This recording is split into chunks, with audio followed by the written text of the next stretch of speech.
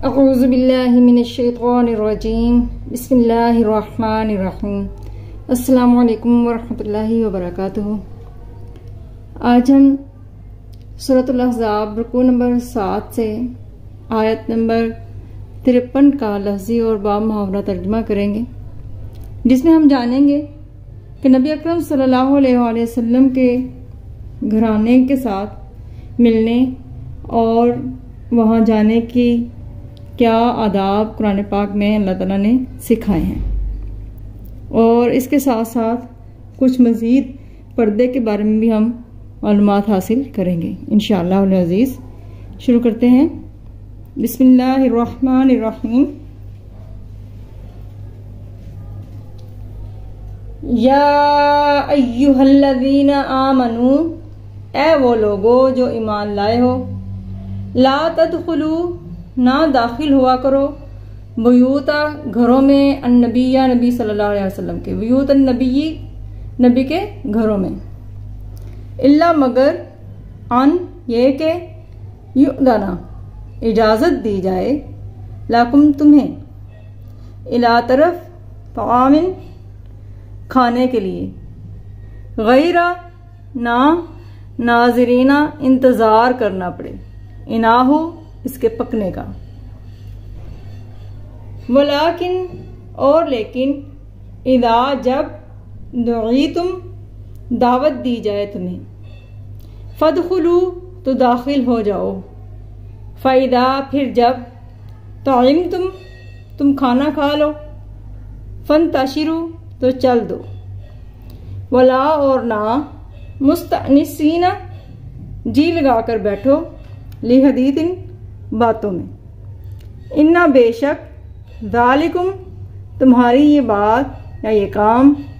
काना है, युदी, अज़ियत देता या इज़ा देता,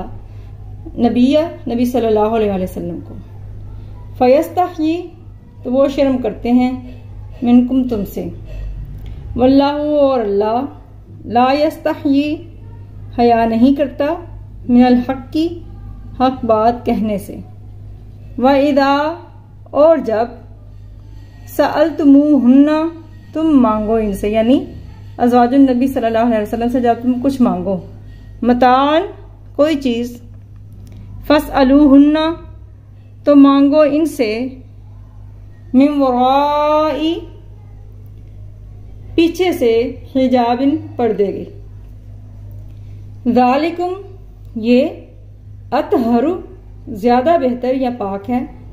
लिकुलूबिकुम, तुम्हारे दिलों के लिए, कल्ब की जमा है कुलूब, उर्दू में भी ऐसे ही इस्तेमाल होता है, कुम तुम्हारे, व कुलूबी, और दिलों के लिए, हिन्ना, इनके, व मा, और ना, काना है, लाकुम, तुम्हारे लिए, अन के, तुअज़ू, तुम ईज़ा दो, रसूल अल्लाही, अल्लाह के रसूल को, वला, और ना, अन तनकिहू, तुम निकाह करो, अज़वाजहू, इनकी बीवियों से, मिन बादिही, इनके बाद, अबदन, कभी भी, इन्ना, बेशक, ज़ालिकुम, ये काम, काना है, इंदल्लाही, अल्लाह के नज़दीक, अज़ीमन, बड़ा गुना। ये लफ्जी तर्जुमा था। अब हम मुहावरा तर्जुमा देखते हैं।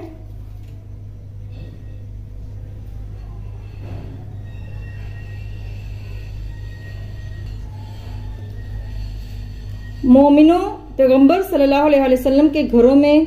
ना जाया करो, मगर इस सूरत में कि तुमको खाने के लिए दावत दी जाए और इसके पकने का इंतजार भी ना करना पड़े, लेकिन जब तुम्हारी दावत की जाए तो जाओ,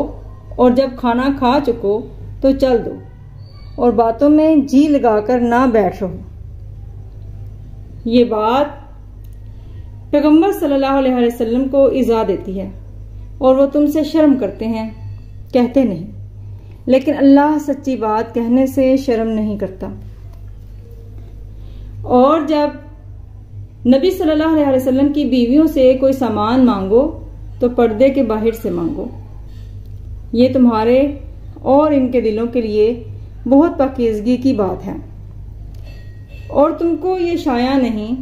कि पैगंबर सल्लल्लाहु अलैहि वसल्लम को तकलीफ दो, और ना ये कि इनकी बीवियों से और इनके बाद निकाह करो। बेशक ये अल्लाह के नज़दीक बड़ा गुनाह की बात है। अब हम थोड़ी सी इसकी तफसीर देखते हैं इस आयत मुबारक की, ताकि हमें बात सही तरीके से समझ में आ सके। हमने सूरतुल अहज़ाब की आयत नंबर 53 पढ़ी और इसमें हमने जाना कि सहाबा कराम को नबी अकरम सल्लल्लाहु अलैहि वसल्लम के घर जाने की तालीम दी जा रही कि किस तरीके से घर में जाया जाए और कब जाया जाए और कब ना जाया जाए। तो इसकी तफसीर कुछ इस तरह से है कि हज़रत ज़ैनब बिन्त जहश से जब नबी अकरम सल्लल्लाहु अलैहि वसल्लम का निकाह हुआ तो आप सल्लल्लाहु अलैहि वसल्लम ने वलीमे की दावत की। सहाबा कराम दावत के लिए आए, लेकिन कुछ सहाबा जो थे वो खाना खाने के बाद भी वहीं पे बैठे रहे और बातें करते रहे, जिससे आप सल्लल्लाहु अलैहि वसल्लम को तकलीफ पहुंची। तो इस पर अल्लाह रब्बुल इज़्ज़त ने साफ साफ फरमा दिया इस आयत मुबारक में कि पैगंबर के घरों में यूं ही ना जाया करो, सिवाय इसके कि तुम्हें खाने के लिए दावत दी जाए और फिर उस वक्त जाओ कि जब खाना पक चुका हो और खाने के पकने का इंतज़ार ना करना पड़े, और फिर जब खाना खा चुको तो फौरन चाल दो और बातों में जी लगा कर ना बैठो। दूसरी बात इसमें हमने ये जानी कि नबी अकरम सल्लल्लाहु अलैहि वसल्लम की बीवियों से जब कोई सामान मांगो तो पर्दे के बाहर से मांगो। ये उनके और तुम्हारे दिलों के लिए पाकीज़गी की बात है। यहाँ पर गौर तलब बात यह है कि जब नबी अकरम सल्लल्लाहु अलैहि वसल्लम के अज़वाज मुतहरात के बारे में इतनी बड़ी पर्दे की बात आ गई, उनसे बढ़कर तो पाकीज़ा औरत नहीं होगी ना कोई।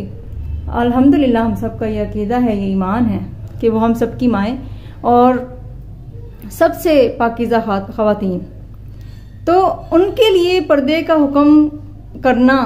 और सहाबा को तालीम देना कि पर्दे के बाहर से उनसे चीज़ मांगा करो, ये इस बात की दलील है कि आम मुसलमान ख़वातीन को तो उनसे भी कहीं ज़्यादा पर्दे का ख्याल रखना चाहिए, क्योंकि यही चीज़ मुसलमान ख़वातीन और मुसलमान मर्दों के लिए पाकीज़गी की बात है। इसके अलावा हमने ये सीखा कि मुसलमानों को, मोमिनों को ये शाया नहीं है कि नबी अकरम सल्लल्लाहु अलैहि वसल्लम को तकलीफ़ दें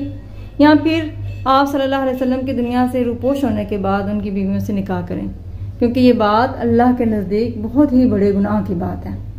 अल्लाह रब्बुल इज़्ज़त हमें कुरान पाक को समझने और अमल करने वाला बनाए और हम सब की गलतियों से अल्लाह रब्बुल इज़्ज़त दरगुजर फरमाए और हम सब के लिए दुनिया और आखिरत में आसानियाँ पैदा फरमाए।